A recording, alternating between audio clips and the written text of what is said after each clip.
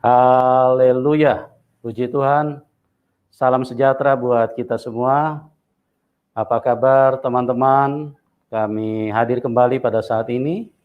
Senang sekali bisa berbagi dengan siapapun yang ada di dalam link ini, karena itu merupakan kebaikan Tuhan, kasih karunia Tuhan yang sudah kami alami, yang sudah diberikan di dalam kehidupan kami.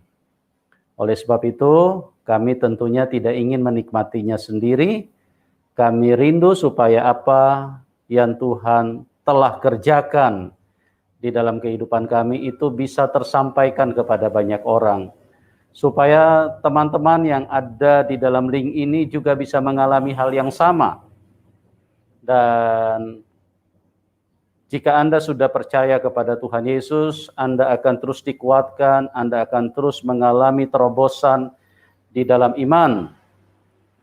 Jika Anda belum ada di dalam Tuhan Yesus Kristus, lewat apa yang kami share, apa yang kami bagikan pada kesempatan ini, kiranya bisa membuka selaput mata rohani kita, bisa membuka semua yang selama ini membelenggu, menutupi kehidupan kita, karena Yesaya berkata bahwa dunia ini ditutupi dengan kekelaman, ditutupi dengan gelap, gelap yang sangat-sangat parah, gelap yang sangat-sangat luar biasa gelapnya. Bukan gelap seperti di malam hari, tetapi gelap yang membuat manusia tidak bisa membedakan mana istrinya, mana pembantunya.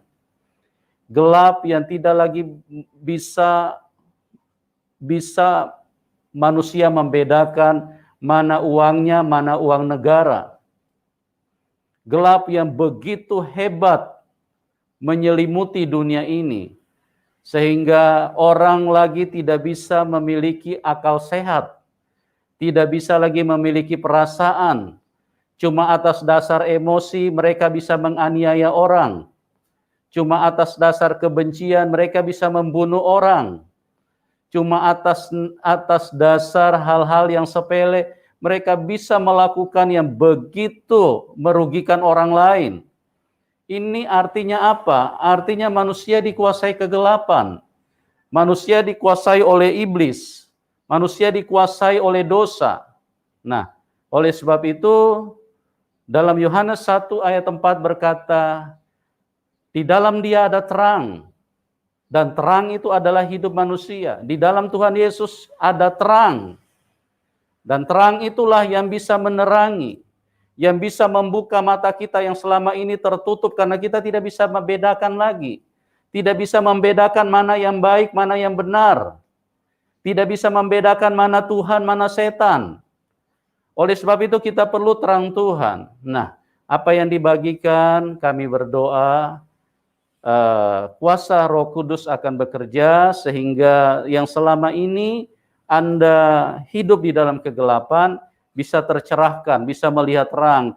Oh, Tuhan yang benar adalah Tuhan Yesus Kristus yang sanggup membawa Anda ke dalam surga.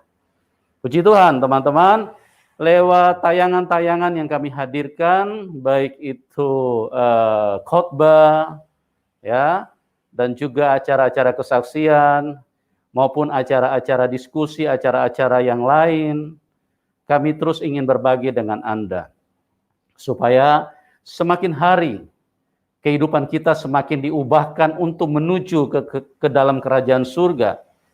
Karena itulah tujuan Tuhan di dalam hidup ini, datang memindahkan kita dari dunia yang sangat mengerikan, yang sangat mematikan ini, dipindahkan masuk ke dalam kerajaan surga.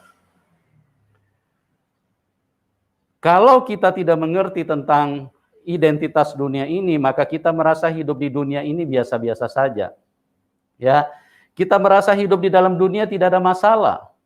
Kita merasa begitu sukacita, tapi kalau kita ada di dalam terang Tuhan, ada di dalam kasih karunia Tuhan, maka kita tahu bahwa kita harus menuju kepada kerajaan surga. Ya, hidup dalam dunia ini sementara, dan hidup yang sangat mengerikan. Karena apa? Karena semua kita akan dikejar dengan kematian. Iblis adalah pribadi yang sangat jahat. Oleh sebab itu Tuhan Yesus datang untuk membukakan rahasia itu supaya kita mengerti bahwa kita harus dibebaskan dari tangan iblis. Nah, pada kesempatan ini teman-teman, kita mendapatkan kasih karunia kembali dari Tuhan, di mana kita akan mendengarkan sebuah kesaksian yang luar biasa, seseorang yang tentunya dari latar belakang iman yang antikris, ya, yang menolak kebenaran, yang tidak menginginkan Tuhan Yesus, yang hidup bertentangan dengan apa yang disampaikan oleh Tuhan Yesus di dalam firman-Nya. Tapi bagaimana kuasa Tuhan, bagaimana kasih Tuhan, bagaimana kebaikan Tuhan, bagaimana pekerjaan Roh Kudus, sehingga tadinya narasumber kita pada pagi hari ini yang hidup menolak Tuhan Yesus, yang membenci Tuhan Yesus, bisa meninggalkan iman yang lama dan kemudian percaya kepada Tuhan Yesus. Oke? Pada kesempatan ini saya akan bincang-bincang dengan beliau supaya narasumber bisa menceritakan bagaimana perjalanan imannya dari latar belakangnya, terus kenapa beliau sampai bisa terima Tuhan Yesus, ya. Kita sapa dulu nih narasumber kita. Selamat pagi, Pak Musa. Selamat pagi, Pak. Iya, gimana kabarnya, Pak? Baik-baik dan luar biasa, Pak. Oh, haleluya. Orang kalau sudah berjumpa Tuhan Yesus berbeda, teman-teman, ya. Dari wajahnya saja terpancar kasih Tuhan, terpancar kemuliaan, terpancar sesuatu yang membuat orang lain melihat itu ada sukacita, ada kedamaian. Tapi kalau wajah sangar, wajah hidup dengan kebencian, wajah hidup dengan marah-marah, hidup dengan emosional, dan terus dengan kebrutalan, nah itu membuat orang lain juga takut, ya. Tapi kita melihat bagaimana narasumber ini sudah diubahkan Tuhan. Oke, Pak Musa, terima kasih dulu nih, Bapak sudah mau berbagi dengan teman-teman, dan setiap kesaksian itu akan menguatkan, membangkitkan, dan juga sekaligus menyadarkan, Pak, bagi banyak orang yang tadinya tidak mengenal Tuhan Yesus, yang tadinya mereka mungkin tidak mengerti tentang Tuhan Yesus, lewat kesaksian-kesaksian yang Bapak akan bagikan kepada mereka, itu akan membuat satu perubahan di dalam hidup mereka.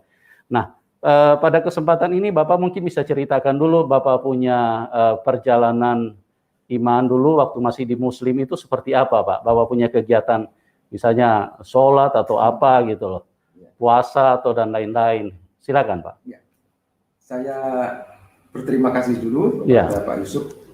Ini bukan suatu kebetulan karena saya tidak kenal Pak Yusuf ya sebelumnya, tiba-tiba ketemu aja. Dan ngobrol-ngobrol, akhirnya kita bisa sampaikan acara ini ya. Puji Tuhan. Nah, Pak Yusuf seperti ini, saya akan sampaikan. Ini adalah pengalaman pribadi saya, Pak Yusuf. Bukan pribadi orang lain atau bukan catatan orang lain, tetapi ini adalah pengalaman pribadi saya. Saya ini dilahirkan dalam satu keluarga yang betul-betul orang taat ya, di keluarga yang taat. Dan bahkan keluarga kami itu keluarga yang terkenal di kampung itu. Ya, sehingga taat tapi bukan fanatik ya, taat aja. Ya, jadi terkenal. Sehingga kepada anak-anaknya pasti mengajarkan sesuatu seperti apa yang sesuai dengan pengalaman orang tua itu. Jadi untuk taat, orang bisa taat itu mesti ada yang dipegang. Betul. Nah, ajaran yang dipegang oleh orang tua saya sampai orang tua saya menjadi orang yang baik, yang taat itu adalah agama. Agama. Ya, agama lama saya dulu, sehingga bapak saya, orang tua saya atau bapak ibu saya itu mengajarkan ketaatan kepada semua anak-anaknya, tapi tidak mengarahkan ke dalam satu ajaran yang radikal. Kamu harus melakukan sebuah kebaikan kepada siapapun berdasarkan agama yang bapak atau ibu bisa sampaikan kepada kamu. Sehingga pada saat saya masih ada bersama-sama dengan orang tua ya, saya tentunya adalah seorang yang taat beragama. Ya, taat beragama, lakukan sholat, puasa, waktunya puasa, dan bahkan biasanya orang tua memberitahukan bahwa tengah malam kalau sebelum tidur coba berdoa, lakukan ibadah ini atau sholat ini. Kami lakukan semua ibadah, dan bahkan kami sampai kepada remaja, pemuda itu kami sudah dalam satu kelompok musola. Di kampung kami belum ada masjid pada saat itu. Musola yang cukup kecil dilayani oleh seorang ustadz. Nah, kami sudah diberi jatah setiap maghrib itu, karena ada pemuda ini setiap maghrib kamu adzan ya. Dan sudah bagi tugas. Terus nanti kalau isya ada yang lain.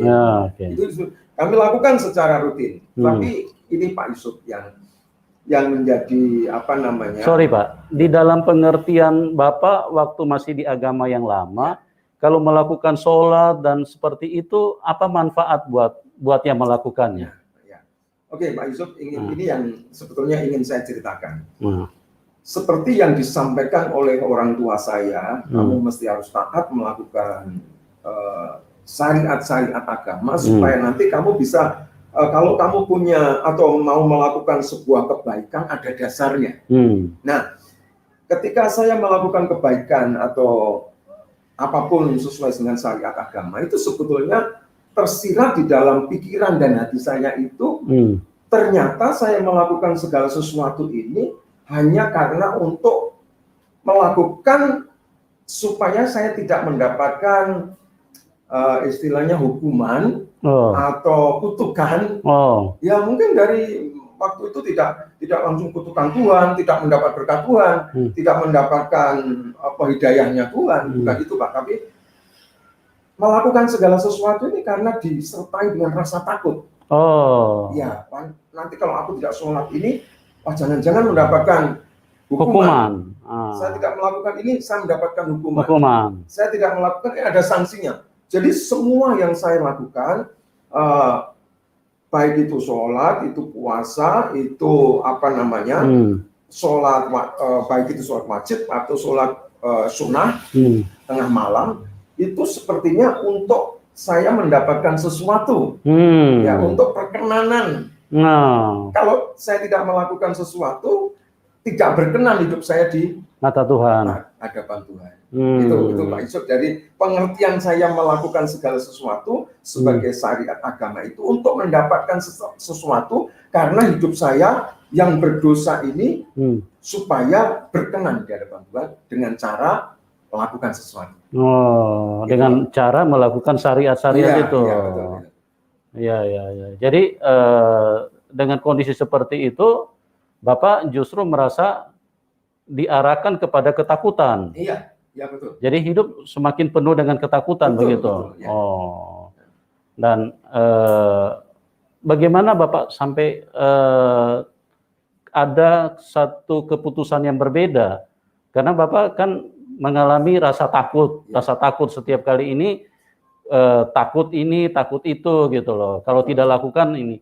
Nah, terus Bapak memiliki satu keputusan berbeda atau untuk bisa sampai mengenal Tuhan Yesus itu seperti apa, Pak? Iya, saya sampaikan kesaksian ini secara kronologisnya seperti ini.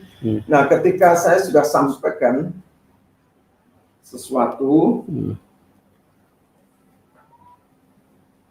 ya, oke, teman-teman, ini ada gangguan suara, kita maksimalkan dulu sebentar ya, teman-teman ya. Oke, ini karena suara dari Pak Musa, ini mohon maaf. Ya.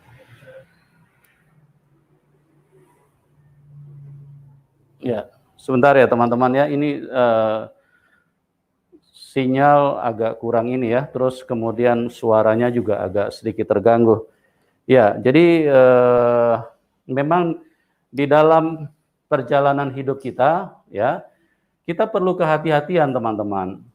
Karena apa? Karena kalau kita tidak hati-hati, akhirnya hal-hal yang selama ini mungkin bisa membahayakan hidup kita, tetapi karena ketidakpedulian kita, karena kemasabodohan kita, Karena juga ada sebagian besar orang yang terus merasa sudah benar, ya, merasa apa yang mereka pahami, apa yang mereka jalani, apa yang mereka yakini, mereka merasa itu sudah suatu hal yang luar biasa. Ya.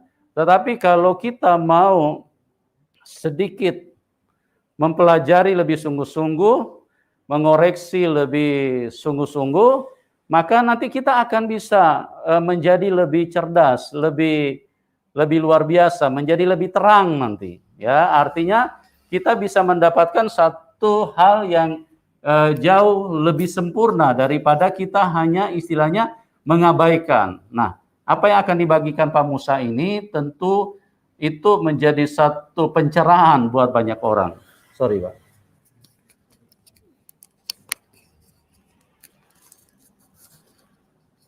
Ya. Oke. Coba tes suara dulu, Pak. Tes suara. Tes.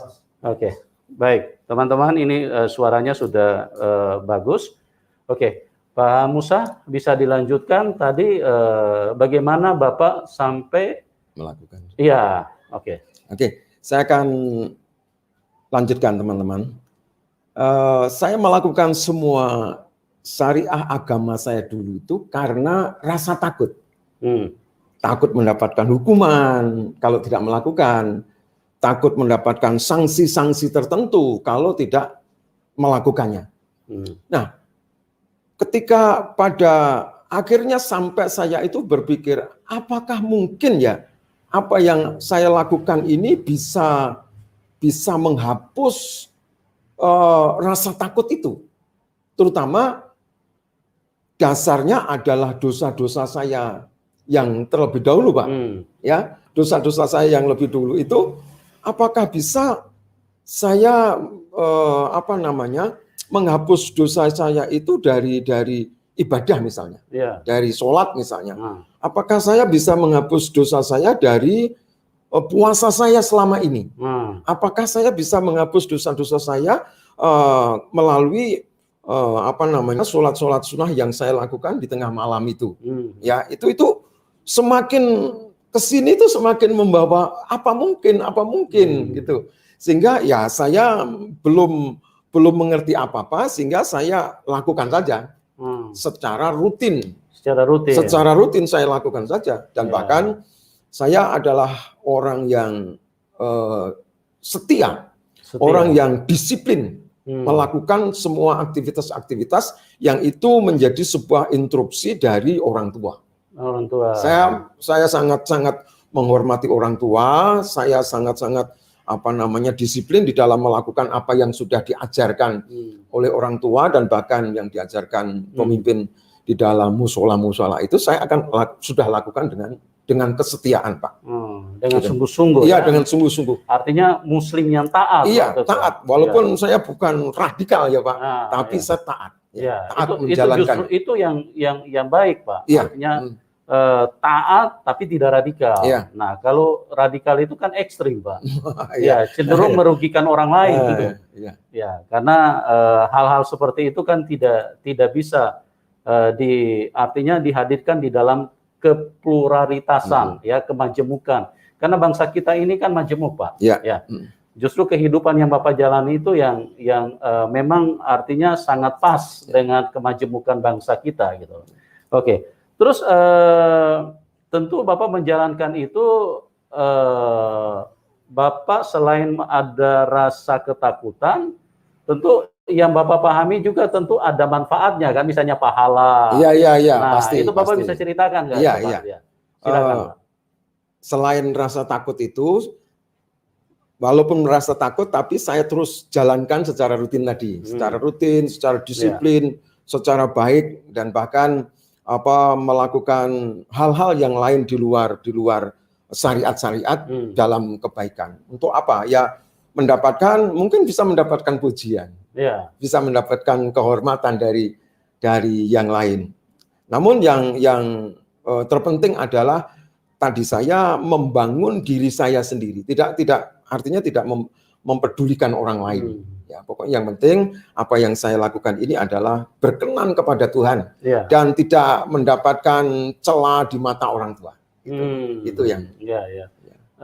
Dengan satu pengertian yang mungkin lebih umum di dalam agama Bapak yang lama, yaitu mendapatkan pahala gitu. Ya, jadi artinya itu sebagai tabungan yang satu waktu nanti bisa memberikan dampak kepada Bapak. Betul, gitu. ya, Pak. Kalau mendapatkan pahala kan, yang terima kan Bapak sendiri kan.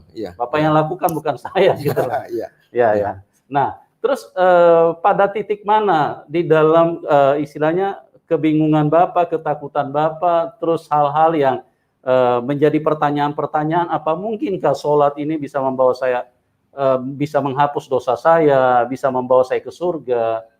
Nah, pada titik mana Pak, Bapak akhirnya mulai mengalami kuasa Tuhan Yesus gitu? Ya, saat itu adalah saat yang mungkin tidak pernah saya lupakan ya Pak. Saya pulang dari musola, setelah selesai sholat maghrib itu, saya duduk di teras. Di kampung kami itu hampir semua orang lah punya rumah dan ada terasnya, dan di teras itu ada meja kecil dan ada tempat duduk gitu. Nah, saya duduk di teras itu, ada teman saya 2, itu teman akrab ya. Di kampung kami itu enggak peduli Kristen atau Muslim atau apa, itu berteman itu akrab sekali. Ya, sehingga pada saat saya duduk masih pakai sarung, masih pakai peci, ya. Itu ada teman yang lewat itu 2 orang. Mau kemana? Dia ceritakan mau kemana, mampir dulu, ya, ngobrol dulu sebentar. Nah, singkat cerita kita ngobrol di teras itu, orang kampung itu Pak. Gimana Pak? Ya, dimatiin aja dulu Pak. Ya. Mungkin bisa di silent aja dulu Pak, bisa nggak? Silent. Oke. Nah, gini teman-teman saya lanjutkan. Pada saat saya ngobrol dengan teman-teman itu, kalau di kampung kami itu tidak orang tua, tidak anak muda, kalau ketemu teman itu pasti dibuatkan minuman. Nah, di kampung kami itu terkenal dengan kopi. Punya kebun kopi sendiri-sendiri. Apalagi ada pisang goreng. Iya pasti. Itu pasti ada temennya pasti ya. Atau itu apa pohon atau pisang itu pasti ada lah. Setiap sore itu pasti ada. Nah, ketika kita minum kopi sambil ngobrol itu, nah saya ditanya oleh satu teman, ini memang teman yang satu saya kenal, tetapi teman yang ini saya nggak kenal. Kan itu temannya teman saya ini. Ngobrol dan ngalong idul gitu. Saya ditanya, dari mana? Dari musola, dan cerita akhirnya cerita. Oh, nah akhirnya cerita ini, akhirnya si teman yang baru ini bercerita tentang Tuhan Yesus, tentang anugerah Tuhan. Nah, tentang anugerah Tuhan ini terngiang di dalam telinga saya dan juga terpikir dalam pikiran saya. Nggak ngerti saya anugerah itu apa. Sama sekali saya tidak ngerti anugerah itu apa. Mungkin belum pernah dengar bahasa. Iya betul. Nah, yang namanya anugerah itu apa? Nah, akhirnya dia ngomong bahwa aku mau ada acara sih ini, kalau mau yang ngobrolnya nanti disambung besok atau kapan. Oke. Nah, itu. Sehingga cukup di dalam anugerah itu. Nah, semalam ini di pikiran saya itu terngiang anugerah. Kata anugerah diceritakan itu terngiang. Sehingga saya tetap jalankan apa namanya syariat agama saya. Nah, tidak bisa saya ketemu dengan teman yang baru itu besok atau lusa, karena ternyata anak teman dari kampung yang berbeda. Nah, akhirnya seminggu berikutnya kita ternyata bisa ketemu lagi. Ngobrol lagi dengan saya, minta kepada dia, coba tolong ceritakan anugerah itu apa sih sebetulnya. Ya, ternyata anugerah itu adalah sesuatu yang saya manusia ini tidak bisa meraihnya dengan cara-caranya sendiri. Tuhan memberikan dengan caranya. Ya, dengan caranya. Dan dia memberikan penjelasan yang saya tidak tahu. Ini anak muda yang buat saya mengagumkan lah. Ini seusia saya bisa memberikan penjelasan agamanya begitu luar biasa. Sehingga saya sepertinya, oh, kalau selama ini saya melakukan syariat agama saya dengan rasa takut, kalau saya tidak melakukan akan dapat hukuman, kalau saya tidak bisa melakukan dapat sanksi. Ya. Tapi kalau saya mendapatkan bisa melakukan sesuatu, saya mendapatkan ganjaran, hanya itu, sebatas itu saja. Tapi bagaimana dengan dosa-dosa yang membayangi saya selama ini? Apakah sudah diampuni oleh Tuhan dengan cara yang saya lakukan? Padahal kalau saya memberikan imajinasi saya sendiri ini, surga itu bagaimana, manusia itu bagaimana, Pak? Waktu itu ya masih muda itu. Surga itu untuk diraih manusia rasanya kok nggak bisa ya. Untuk digapai, dicapai oleh manusia itu dengan cara-caranya sendiri tanpa cara-cara yang dari atas turun ke bawah, rasa-rasanya tidak bisa, Pak. Waktu itu sudah punya pemikiran seperti ini. Terus saya minta penjelasan yang semakin detail dari teman itu. Semakin detail dia ceritakan. Nah, saat itu sekali lagi buat saya itu bukan suatu kebetulan kalau saya kenal orang ini. Saya mendapatkan pencerahan. Saya tidak saya lakukan syariat itu. Syariat agama saya. Agama lama Bapak tetap dikerjakan. Tetap saya kerjakan. Tapi ini mempengaruhi cara berpikir saya. Apa yang dijelaskan dengan kepercayaan yang berbeda ini mempengaruhi cara berpikir saya. Nah, sehingga saya akhirnya ngomong dengan orang tua, Pak, waktu itu ya. Ngomong dengan orang tua, Pak, saya ini punya teman seperti ini, saya ceritakan. Ya, orang tua saya tidak jawab. Orang tua saya itu tidak banyak bicara ya. Pokoknya kamu lakukan ibadah yang baik.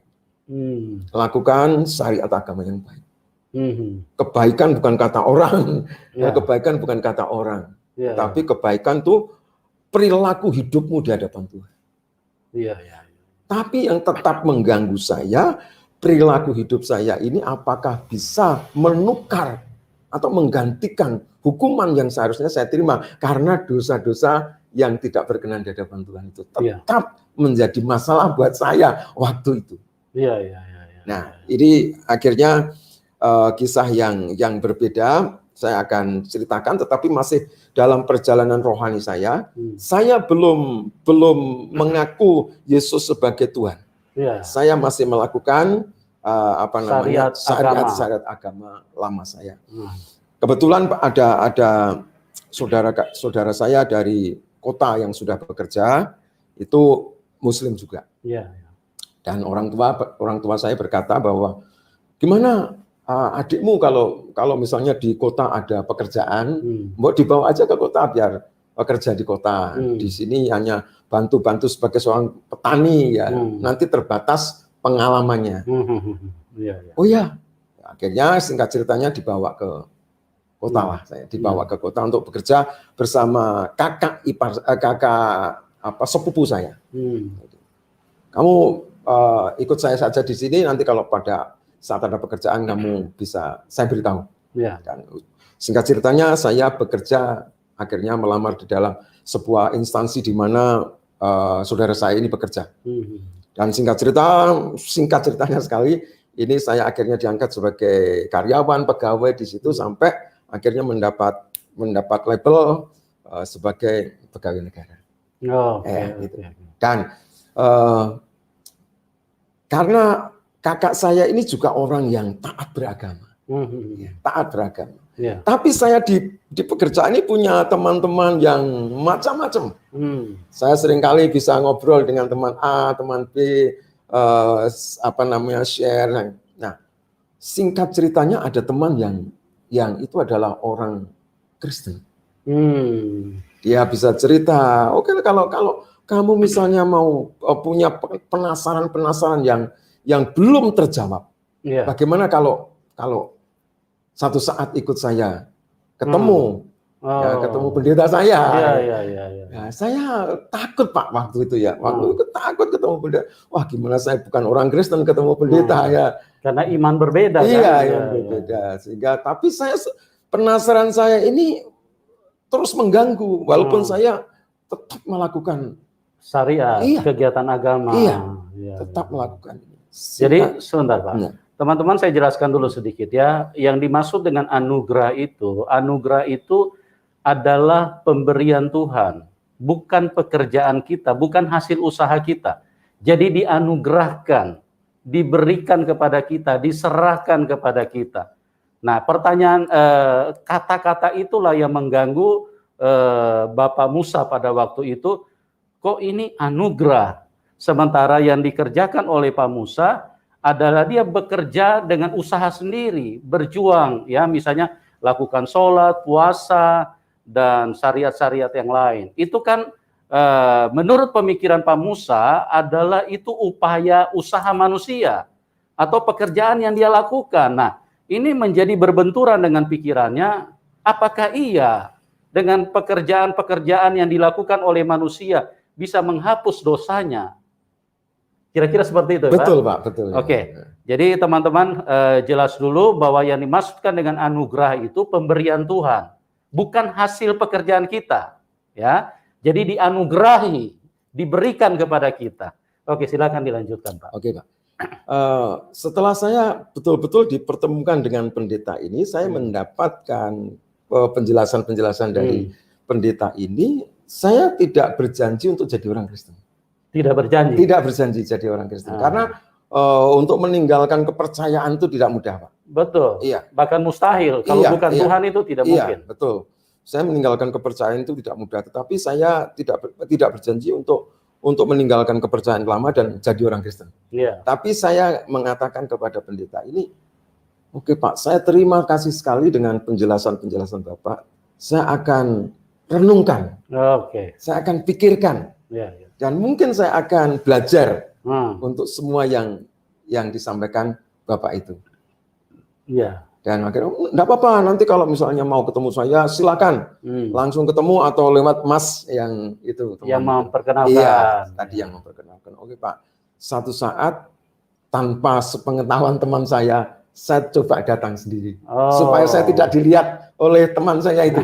Karena ada rasa malu. Iya, betul. Karena ada rasa malu. Jika saya datang ke pendeta itu secara langsung. Secara langsung. Oke. Sehingga pada saat itu saya didoakan. Awalnya saya didoakan. Bapak nggak sadar itu sebetulnya mempercepat proses Bapak ketemu Tuhan. Dan akhirnya di akhir perjumpaan saya dengan pendeta itu, Pak, saya mengambil sebuah keputusan.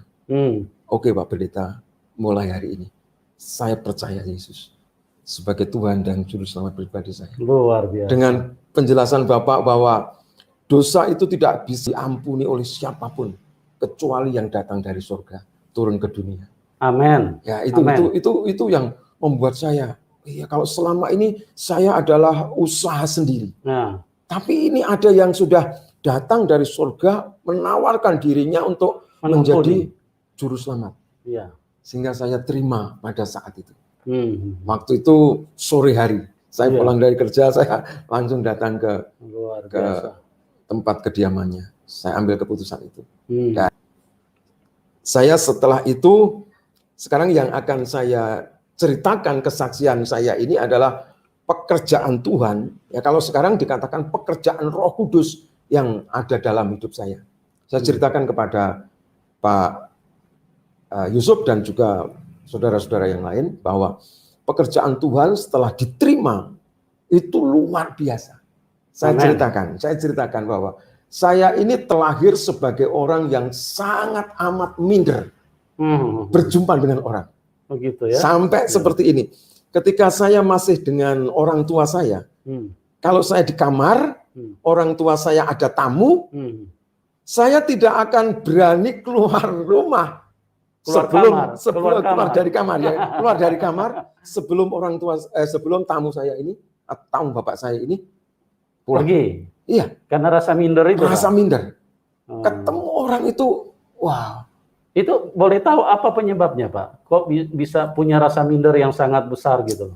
Itu kisah klasik di Pulau Jawa, Pak. Oh gitu. Iya, ini kisah klasik di Pulau Jawa. Karena saya ini dilahirkan dari keluarga yang anak pertama itu meninggal dunia. Anak pertama meninggal dunia. Oke, terus? Anak kedua meninggal dunia. Terus anak ketiga ini saya. Iya. Ya, anak ketiga ini saya. Nah, pada saat saya lahir, setelah dibersihkan oleh di desa itu dukun bayi, dukun beranak ya. Dukun beranak. Setelah dibersihkan, itu ada, kalau di desa itu cikrak ya. Kalau di sini apa ya bahasanya? Itu alat untuk membuang sampah. Bayi saya itu dibuang ke tempat sampah. Nah, itu kemungkinan sangat besar yang mempengaruhi perkembangan mental saya. Ya, kalau sekarang saya mulai mengerti, Pak Umi, itu sangat mempengaruhi sekali pertumbuhan mental.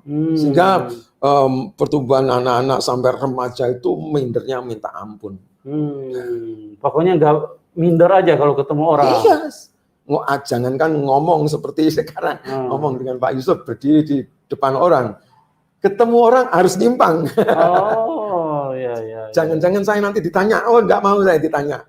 Lebih baik saya menghindar saja. Nah, itu Pak. Tetapi karya Tuhan sekarang ini saya rasakan.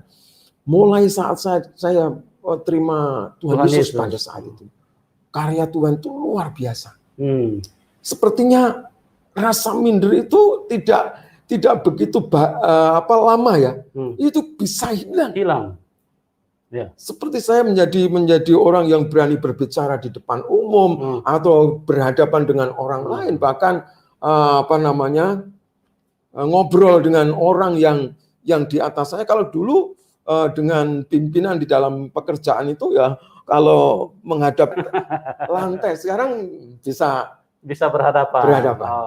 Luar biasa teman-teman. Firman Tuhan ini adalah kebenaran. Jadi semua yang tertulis itu teraktualisasi, menjadi nyata di dalam hidup kita. Ini Tuhan itu bukan huruf-huruf yang dimasukkan dalam buku, ditulis dalam buku, bukan. Tapi firman itu adalah kebenaran. Jadi semua yang ditulis di sini itu menjadi nyata.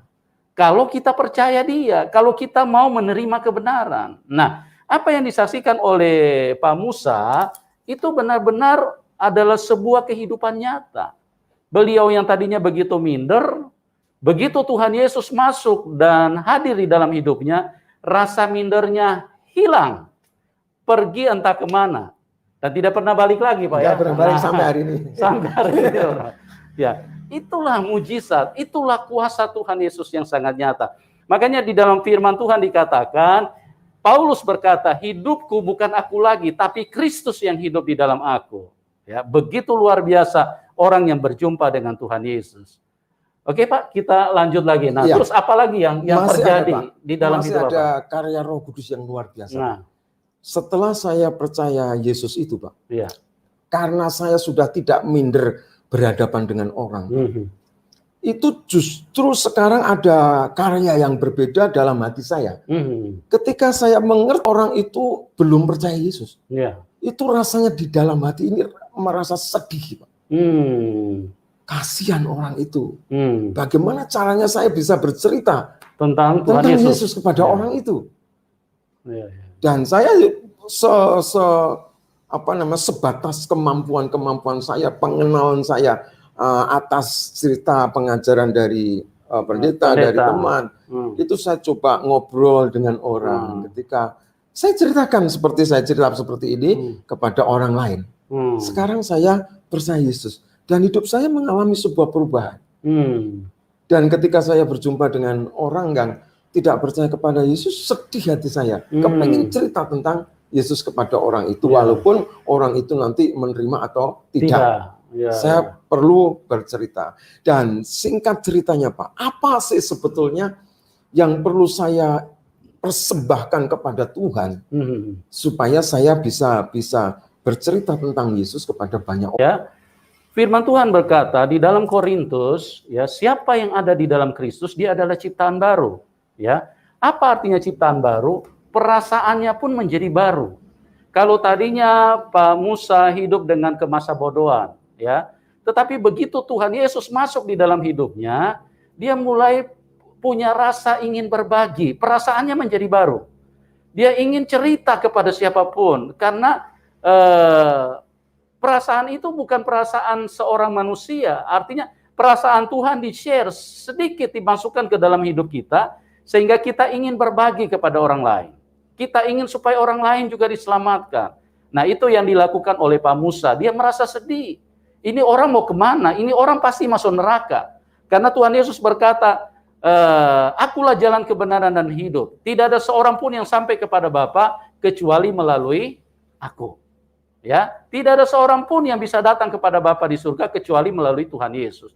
Nah, itulah perasaan itu yang berkembang, dan mulailah Pak Musa ingin berbagi kepada siapapun, terlepas orang mau terima atau tidak. Yang penting rasa kasihan, rasa cinta itu muncul di dalam hidup ini, ya.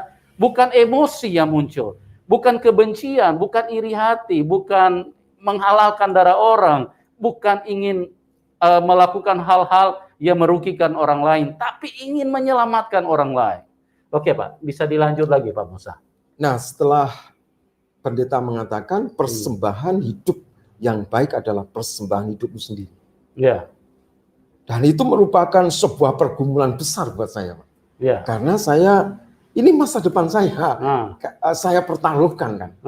Ya. Saya sudah punya masa depan yang ya cukup baik lah. Ya. Saya sebagai seorang pegawai dan untuk masa depan sekian tahun akan menikah. Kalau menikah itu kan mesti harus ada persiapan. Tetapi bagaimanapun juga di dalam pergumulan itu mesti harus ada sebuah keputusan.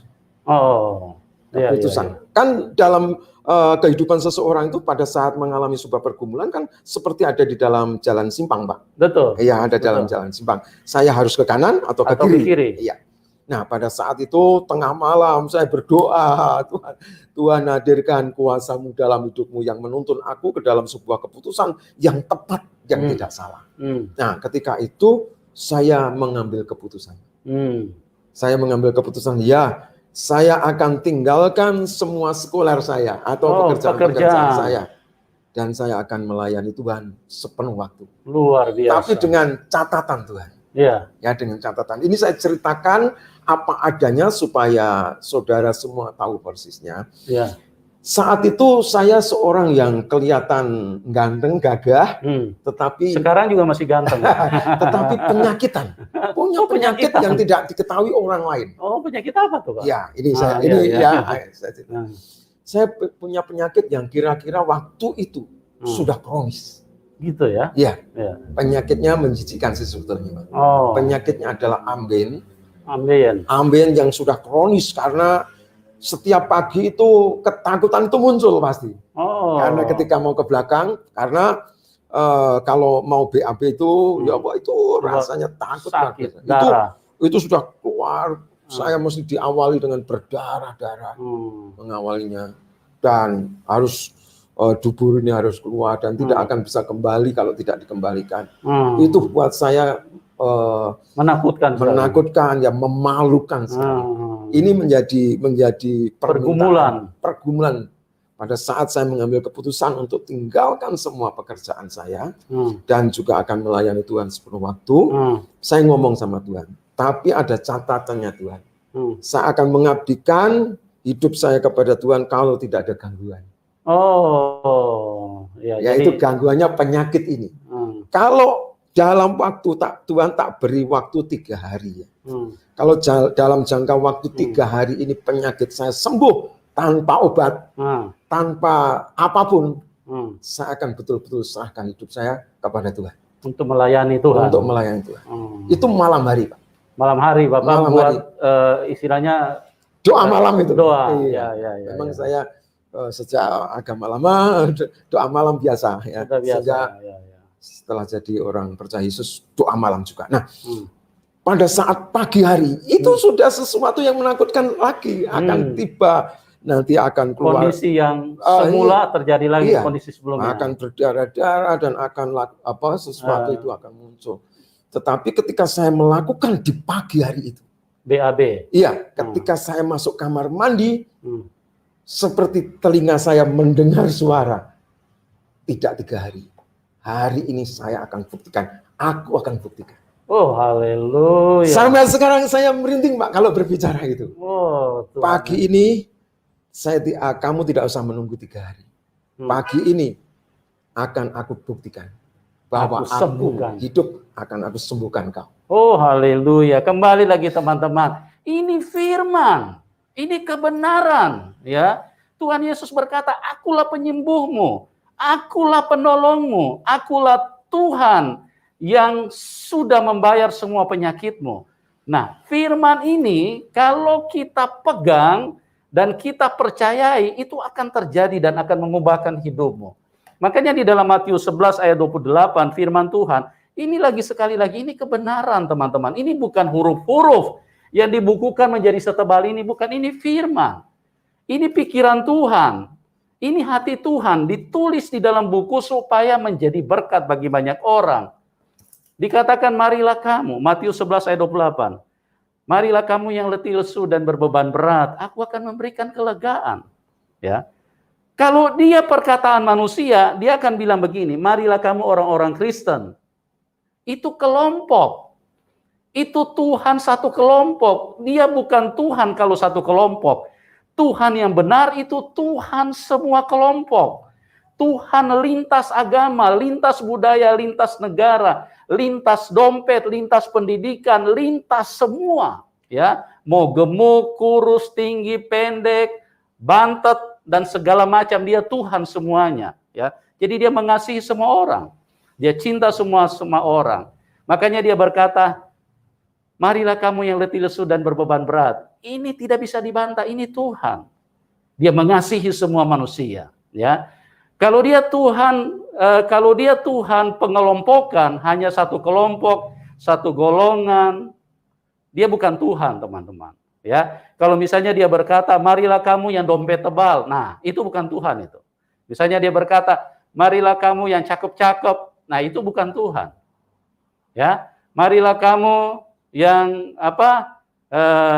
yang itu bukan Tuhan. Tapi marilah kamu yang letih lesu dan berbeban berat. Ini artinya semua manusia, siapapun yang letih, lesu, dan berbeban berat, artinya manusia yang sedang menderita, Tuhan akan bantu kita. Manusia yang sedang menderita, Tuhan akan tolong kita. Oh, luar biasa sekali. Jangan berlama-lama, teman-teman. Kita punya waktu sangat singkat. Ya, artinya hidup manusia itu siapa yang tahu? Siapa tahu Anda besok sudah meninggal. Siapa tahu Anda besok sudah mati. Ya. Tapi kalau Anda sudah percaya Tuhan Yesus berkata, Yohanes 14 ayat 2, di rumah Bapakku banyak tempat tinggal. Jangan gelisah hatimu. Ya, Pak Musa tadi gelisah sekali. Takut sekali. Besok setiap kali berhadapan dengan toilet, ketakutannya luar biasa. Tapi Tuhan Yesus, dia firman yang berjanji. Dia kebenaran. Semuanya dibuktikan. Oke Pak, lanjut lagi Pak. Ya. Terus gimana Pak? Setelah saya mendengarkan, tidak 3 hari seperti yang kamu katakan, tetapi pagi ini aku akan buktikan. Ya. Betul. Ketika saya mulai jongkok itu, tidak ada keluar darah. Tidak ada keluar darah. Ya. Dan tidak keluar seperti biasanya. Hanya keluar kotoran-kotoran. Wah, itu sukacita yang luar biasa buat saya. Saat itu sukacita yang, wah, Tuhan, kau adalah Tuhan yang betul-betul hidup. Tuhan yang betul-betul menyembuhkan penyakit. Amen. Dan Engkau yang menanggung penyakitku. Amen. Dan hari itu Tuhan, aku betul-betul menyerahkan hidupku pada Tuhan. Dan singkat ceritanya, akhirnya dari Jawa Timur saya hijrah ke Jawa Tengah untuk sekolah. Ya, sekolah, dan akhirnya saya menjadi hamba Tuhan sampai hari ini. Saya sudah memuridkan 5 pendeta yang saya muridkan karena sesuai dengan panggilannya menjadi hamba Tuhan seperti saya. Sudah ada 5 orang yang sudah jadi hamba Tuhan juga, dan sudah. Tentu tidak lepas dari para murtadin Pak. Oh iya pasti, iya. Luar biasa sekali. Iya. Terus mungkin Bapak bisa ceritakan sedikit reaksi orang tua bagaimana Pak? Kan orang tua dari iman yang berbeda nih. Oh iya, mungkin tadi saya lupa secara kronologisnya, tetapi pada saat saya sudah mengerti karena diberitahu oleh kakak sepupu saya, ya sekarang anaknya sudah jadi orang Kristen.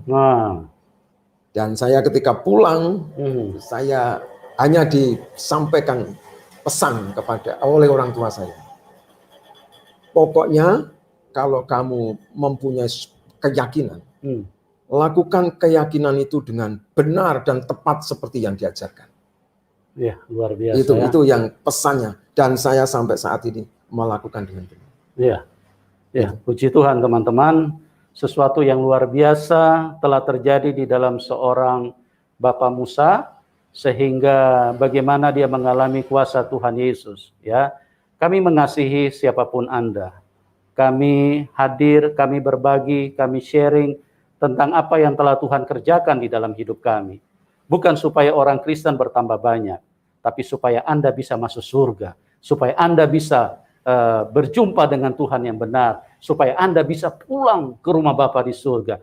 Karena dengar baik-baik, kenapa Tuhan Yesus mengajarkan kita memanggil Dia Bapa di surga? Ini adalah sebuah kebenaran. Ya.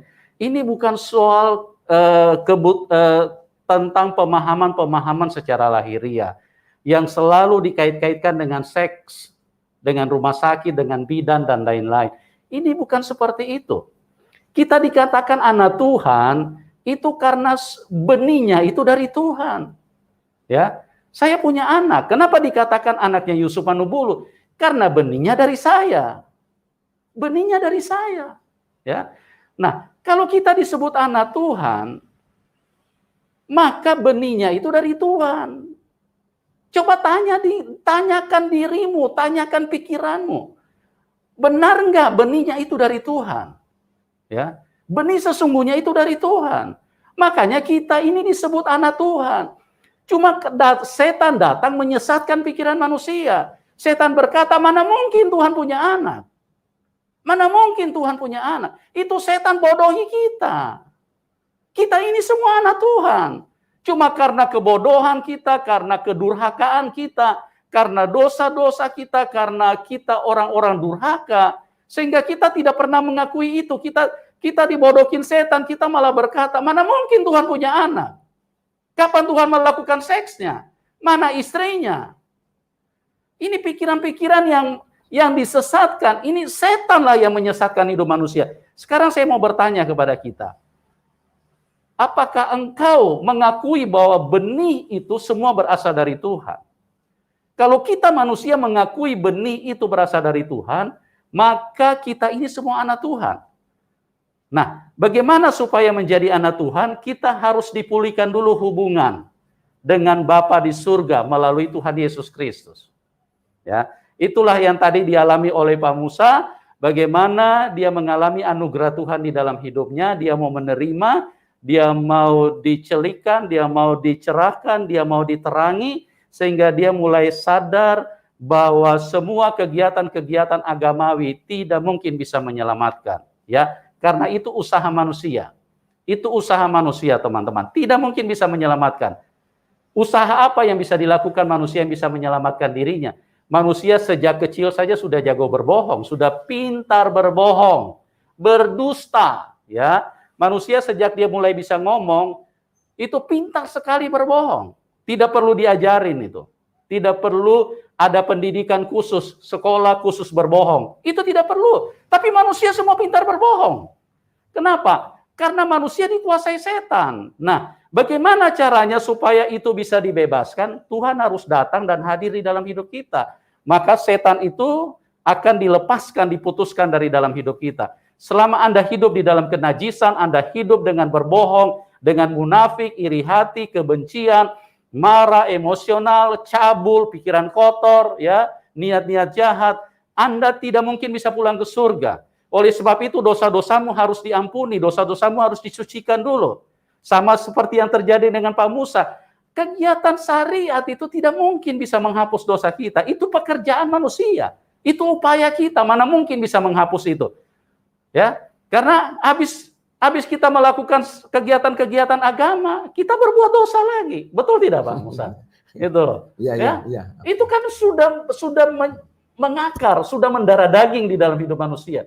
Kita habis melakukan syariat, kegiatan, kita buat dosa lagi. Betul nggak, Pak? Iya. Ya.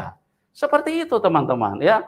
Anugerah Tuhan masih ada, masih tercurah buat siapapun Anda. Biarkan dirimu untuk menerima anugerah itu. Jangan menghalang-halangi kebaikan Tuhan. Jangan menolak Tuhan di dalam hidup ini. Jangan berkata, kita bisa selamat.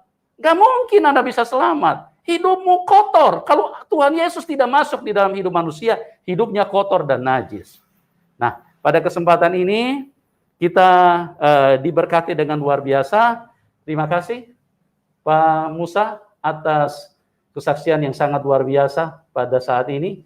Bapak mungkin bisa menyampaikan 1-2 kata bagi orang-orang yang belum kenal Tuhan Yesus. Silakan Pak, supaya mereka juga bisa mendapatkan anugerah yang sama seperti apa yang Bapak sudah alami. Ya, saudara, apa yang dilakukan oleh orang-orang percaya kepada Tuhan Yesus, ya, melakukan sesuatu karena sudah dibebaskan dari dosa, sehingga perlu melakukan sesuatu bukan untuk mendapatkan sesuatu dari Tuhan. Tetapi kalau orang lain itu melakukan sesuatu untuk mendapatkan pahala, untuk mendapatkan upah, untuk mendapatkan ganjaran. Tetapi bagi orang-orang percaya kepada Tuhan Yesus, semuanya sudah disediakan. Sehingga seperti kerjakanlah keselamatan yang aku sudah berikan kepadamu. Kerjakanlah penebusan yang sudah aku kerjakan kepadamu. Sehingga ketika saya melakukan sesuatu sampai mempersembahkan hidup saya ini karena Tuhan sudah mempersembahkan yang terbaik buat saya. Itu Pak Yusuf. Ya, luar biasa sekali ya. Teman-teman, kami mengasihi siapapun Anda. Apapun agamamu, apapun kondisimu, apapun backgroundmu, mau dompet tebal, dompet tipis, mau dompet kosong, kami mengasihi Anda semua. Kami berdoa, kiranya anugerah Tuhan Yesus turun di dalam hidupmu.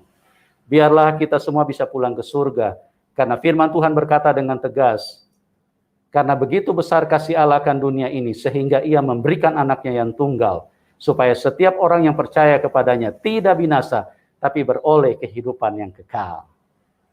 Oke?